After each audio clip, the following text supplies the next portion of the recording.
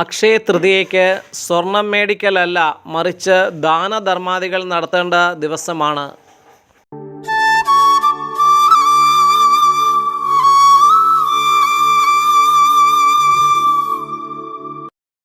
നമസ്കാരം പ്രിയപ്പെട്ടവരെ, പുതിയൊരു വീഡിയോയിലേക്ക് എല്ലാവർക്കും സ്വാഗതം. വൈശാഖ മാസത്തിലെ തൃതീയ നാളിൽ ക്ഷയിക്കാത്ത അഭിവൃദ്ധിക്ക് വേണ്ടി ദാനധർമാദികൾ ചെയ്യേണ്ട ദിവസമാണ്. അല്ലാതെ കലിയുടെ വാസസ്ഥാനമായ സ്വർണം മേടിക്കൽ അല്ല. ശ്രീമദ് ഭാഗവതത്തിൽ നിങ്ങൾ കേട്ടിട്ടില്ലേ, ചൂതാട്ടവും മദ്യപാനവും ഒക്കെ പോലെ തന്നെ കലികാലത്ത് കലിക്ക് വസിക്കാൻ അനുവദിച്ചിരിക്കുന്ന പ്രധാന സ്ഥലങ്ങളിൽ ഒന്ന് സ്വർണം തന്നെയാണ്. പണ്ടുള്ളവർ പറഞ്ഞ് കേട്ടിട്ടില്ലേ, കനകം മൂലം കാമിനി മൂലം കലഹം എന്നൊക്കെ. കുറച്ചു വർഷങ്ങൾ മാത്രമല്ല ആയിട്ടുള്ളൂ അക്ഷയ തൃതീയ നമ്മുടെ നാട്ടിൽ ഇത്രമാത്രം പ്രചരണത്തിൽ ആയത്.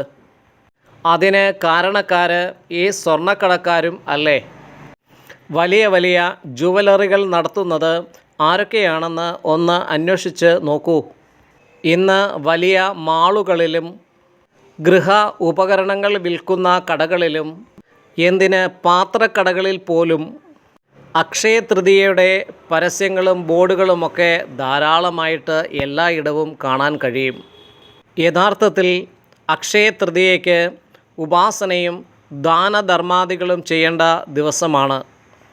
അന്നദാനമാണ് അക്ഷയ തൃതീയയ്ക്ക് പ്രധാനമായും ചെയ്യേണ്ടത്. കാരണം തൻ്റെ വീട്ടിലേക്ക് ഭിക്ഷാന്തേകിയായി എത്തിയ ആദി ശങ്കരാചാര്യ സ്വാമികൾക്ക് പാവപ്പെട്ട കുടുംബിനിയായ സ്ത്രീ ദാരിദ്ര്യം കൊണ്ട് ഒന്നുമില്ലായിരുന്ന ആ വീട്ടിൽ നിന്ന് പൂർണ്ണ മനസ്സോടെ അവിടെയുണ്ടായിരുന്ന ഒരു ഉണക്ക നെല്ലിക്ക ദാനമായി നൽകി. നിസ്സഹായവും നിഷ്കളങ്കവുമായ അവരുടെ മനസ്സ് വായിച്ചെടുത്ത ആദിശങ്കരൻ ആ ദാനത്തിൽ സംപ്രീതനായി ഉണക്ക നെല്ലിക്ക കയ്യിൽ വെച്ച് മഹാലക്ഷ്മിയെ മനസ്സിൽ ധ്യാനിച്ച് ദിവ്യമായ കനകധാര സ്തോത്രം ചൊല്ലി. അപ്പോൾ സ്വർണ്ണ നെല്ലിക്കകൾ ആകാശത്തു നിന്ന് ധാരധാരയായി അവിടെ പതിച്ചു. കാരണം എന്താ? വീട്ടിലുണ്ടായിരുന്ന ഒരേ ഒരു നെല്ലിക്ക പൂർണ്ണ മനസ്സോടെ ദാനം കൊടുത്തു എന്നുള്ളതാണ്. അതേപോലെ മഹാദേവൻ ഭിക്ഷാപാത്രവുമായി വന്നപ്പോൾ അന്നപൂർണേശ്വരി ദേവി അന്നം കൊടുത്ത ദിവസവുമാണ് അക്ഷയ തൃതീയ. അവിടെയും ദാനത്തിൻ്റെ മഹത്വമാണ് കാണിക്കുന്നത്.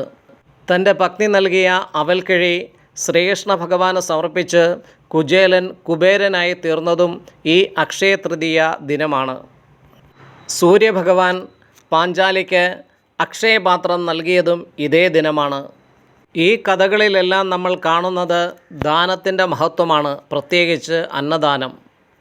കാലമറിഞ്ഞ് പാത്രമറിഞ്ഞ് വിശക്കുന്നവന് അന്നദാനം കൊടുക്കുക. അക്ഷയ തൃതീയ ദിവസം ഗോമാതാവിന്, പശുവിന് ഒരു പടല പഴമെങ്കിലും കൊടുക്കുന്നത് സർവ്വ ഐശ്വര്യപ്രദമാണ്. അന്നേ ദിവസം പക്ഷികൾക്ക് ഭക്ഷണമായി ഗോതമ്പ് നൽകുന്നത് വളരെ ശ്രേഷ്ഠമാണ്. ഗോതമ്പ്, മഞ്ഞൾ, മഞ്ഞ കവിടി ഇതൊക്കെ വാങ്ങി അന്നേ ദിവസം പൂജാമുറിയിൽ വയ്ക്കുന്നതും ശ്രേഷ്ഠമാണ്. സൂര്യചന്ദ്രന്മാരെ അർഘ്യ പാദ്യാദികൾ കൊണ്ട് പൂജിക്കേണ്ട ദിവസമാണ് അക്ഷയ തൃതീയ. കാരണം ഈ ദിവസം സൂര്യനും ചന്ദ്രനും ഭൂമിയോട് ഏറ്റവും അടുത്തു നിൽക്കുന്ന ദിവസമാണ്. സൂര്യചന്ദ്രന്മാർ ഉള്ളതുകൊണ്ട് മാത്രമാണല്ലോ ജീവൻ നിലനിൽക്കുന്നത് തന്നെ. അതേപോലെ ജ്യോതിഷപ്രകാരം സൂര്യൻ വലത്തു കണ്ണും ചന്ദ്രൻ ഇടത്തു കണ്ണുമാണ്. വായിൽ ജലം, ഉമിനീര് ഉള്ളതുകൊണ്ട് ചന്ദ്രന് ബലമുള്ള സ്ഥാനവുമാണ്. ആത്മകാരകൻ സൂര്യനും മനസ്സിൻ്റെ കാരകൻ ചന്ദ്രനും ആണ്.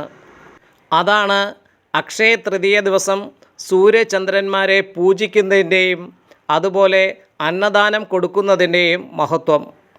അന്നേ ദിവസം പ്രധാന വാതിലിൽ മഹാലക്ഷ്മി സാന്നിധ്യമുള്ള മാവില തോരണങ്ങൾ തൂക്കാവുന്നതാണ്. നാണയപ്പറ ഒരു ഗ്ലാസ്സിലോ ചെറിയ ഉരുളിയിലോ നാണയങ്ങൾ നിറച്ചു വയ്ക്കുന്നത് വളരെ ശ്രേഷ്ഠമാണ്. പൂക്കൾ കൊണ്ട് മഹാലക്ഷ്മി പൂജ ചെയ്യാവുന്നതാണ്. മഹാലക്ഷ്മി അഷ്ടോത്തരം അല്ലെങ്കിൽ ലളിതാ സഹസ്രനാമം ഇവ ജപിച്ച് അർച്ചന നടത്തുക. 5 തിരിയിട്ട് നെയ്വിളക്കു തെളിച്ച് വയ്ക്കുന്നത് വളരെ ഉത്തമമാണ്. അന്നേ ദിവസം ക്ഷേത്രത്തിൽ ഗണപതി ഹോമം, അതുപോലെ ഭാഗ്യസൂക്തം, മഹാലക്ഷ്മി പൂജ എന്നിവയും വഴിപാടായി സമർപ്പിക്കാവുന്നതാണ്.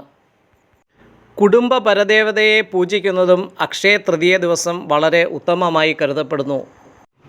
വീടുകളിൽ നെല്ലിക്ക ദീപം തെളിയിച്ച് കനകധാരാ സ്തോത്രം ജപിക്കുന്നതും ഉത്തമമാണ്. അക്ഷതം കൊണ്ട് അർച്ചന ചെയ്യുന്നതും നന്നായിരിക്കും. പൊട്ടാത്ത പച്ചരി, മഞ്ഞൾ, നെയ്യ് ഇവ ചേർത്തതാണ് അക്ഷതം. പച്ചരി ചന്ദ്രനും നെയ്യും മഞ്ഞളും ഗുരുവുമാണ്. അപ്പോൾ ചന്ദ്ര ഗുരു സംയോഗം അവിടെ വരികയാണ്. മഹാലക്ഷ്മി സാന്നിധ്യമുള്ള വെറ്റിലത്തൈ വാങ്ങി വീടിൻ്റെ വടക്കു ഭാഗത്തായി നടുന്നതും അക്ഷയ തൃതീയ ദിവസം വളരെ അനുഗ്രഹമാണ്. വീട്ടിൽ മഹാലക്ഷ്മി ചിത്രങ്ങളില്ലാത്തവർ അല്ലെ വിഗ്രഹങ്ങളില്ലാത്തവർ, അതേപോലെ കുബേര വിഗ്രഹം എന്നിവ വാങ്ങാൻ പറ്റിയ ദിവസമാണ് അക്ഷയ തൃതീയ. കുബേര വിഗ്രഹത്തിൻ്റെ മുഖഭാവം വടക്ക് ദർശനമായി വെക്കേണ്ടതാണ്. ഗൃഹാരംഭത്തിനും പുതിയ തൊഴിൽ തുടങ്ങുന്നതിനും വ്യവസായം, പുതിയ സംരംഭങ്ങൾ ആരംഭിക്കുക ഇവയ്ക്കും അക്ഷയ തൃതീയ നല്ലതാണ്. പണ്ടൊക്കെ വീടുകളിൽ അക്ഷയ തൃതീയയ്ക്കായിരുന്നു നിലവിളക്ക് പുതിയവ വാങ്ങുന്നതും അതേപോലെ പഴയത് ഉള്ളത് മാറ്റി വാങ്ങുന്നതും. എന്നാൽ ശരി പ്രിയപ്പെട്ടവരെ, പുതിയ പുതിയ വാർത്തകൾക്കും വിശേഷങ്ങൾക്കുമായി ഈ ചാനൽ സബ്സ്ക്രൈബ് ചെയ്യുക. ഹരി ഓം ഹരി ഓം ഹരി ഓം.